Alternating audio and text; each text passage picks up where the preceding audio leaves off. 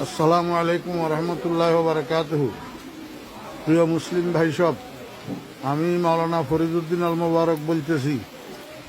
আমার মাদ্রাসা উত্তর হরিপুর জমিরিয়া মাদ্রাসা, বাংলা বাজার, ছাগলনাইয়া, ফেনী সম্পূর্ণ পানির নিচে নিমজ্জিত।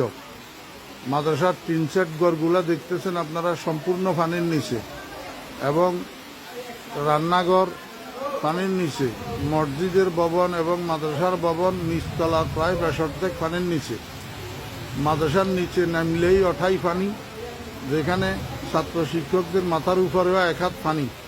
এমতো অবস্থায় আমাদের খাওয়া দাওয়া, পায়খানা প্রস্রাব অসুবিধা হইতেছে, খাওয়ার পানির অসুবিধা হইতেছে।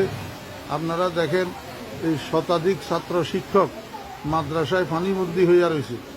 এই অবস্থায় হৃদয়বান মুসলমান ভাইদের এবং বিভিন্ন স্বেচ্ছাসেবক সংগঠনগুলোর কাছে আবেদন, আপনারা মেহরবানি করি এখান থেকে আমার ছাত্র শিক্ষকদেরকে উদ্ধার করেন। ছোট ছোট বাচ্চা এগুলা সাঁতরাইয়া যে রাস্তা পর্যন্ত যাবে এমন এই অবস্থা নাই।